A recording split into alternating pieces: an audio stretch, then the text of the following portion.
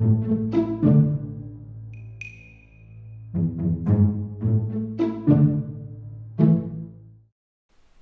guys, welcome back, and in this tutorial we're going to be learning about the mathematical operators, because if a computer is really good at one thing, it's math. It's pretty much the best calculator in the world. So, well, let's just go ahead and get started. Now, we already saw in a couple examples before, I think I added some things and might have subtracted some stuff, but let me go ahead and just make a little variable. And my cursor's messing up at the beginning of every tutorial, like usual. And I'll just name it weight, and I'll put my weight in there, set it equal to of course my weight, which is 595 pounds. Now let's just go ahead and print out something real quick so we can start testing these bad boys.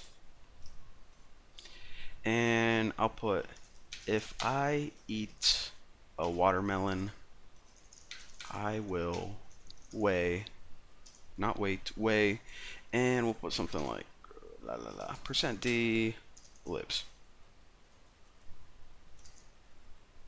Now after this, of course, what we can do is we can just go ahead and put a variable name in, but I also want to mention this.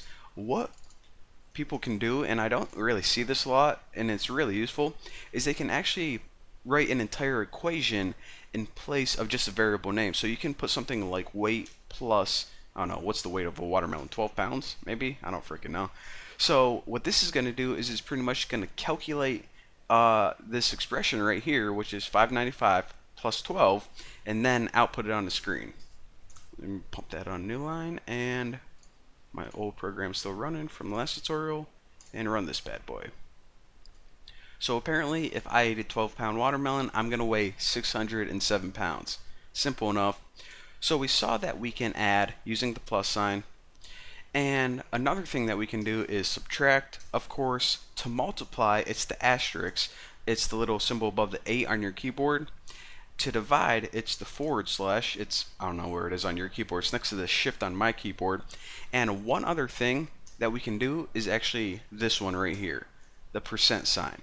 Now, this is called the modulus. And let me show you what it does. So this doesn't really make sense because, you know, if I ate a watermelon, I weigh 7 pounds. So you're wondering, how the heck did it get 7? Did it divide by something? Well, what the modulus is the remainder whenever you divide. So whenever you divide 595 by 12, you're going to get some number, and you're also going to get a remainder of 7.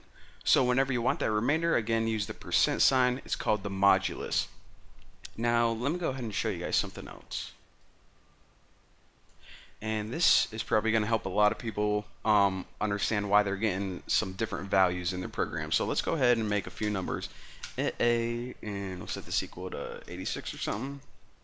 And B, set equal to 21. And then we'll just go ahead and print some crap out. And might as well just print like, I don't know. Keep it simple, I guess. So we'll print out the result of an equation, and that's A over B. So why the heck am I telling you that? You know, we already learned that you can put equations in there, no big whoop. But check this out. Let's say that we had a float as well, and let's just name this like C or something. So float C, set it equal to 86.0, and float D, and we'll set this equal to 21.0. So let's just copy this bad boy, and of course we're not going to use %d, we're going to use %f, which means print out a float, and we're also going to use C and D, CD. So what I want to talk about right here is this. Whenever you're using equations in here like this, and you're dividing numbers, whenever you divide an integer by another integer, check it out. The result is going to be an integer, 4. Now, whenever you take a float and divide it by another float, the result is going to be a float. So that's going to come in handy later on whenever you guys get a bunch of bugs. And also, if you guys are like, alright, I'm dividing 86 by 21 and I know it's not an even number, so why the heck is it giving me 4?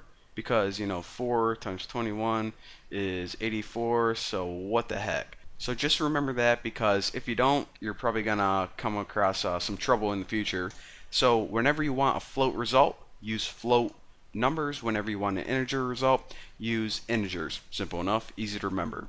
So for now, that's it. In the next tutorial, we're going to be talking about the order of operations, and also I'm going to be showing you guys a cool way to assign values to more than one variable. It's going to be awesome. I'll see you then.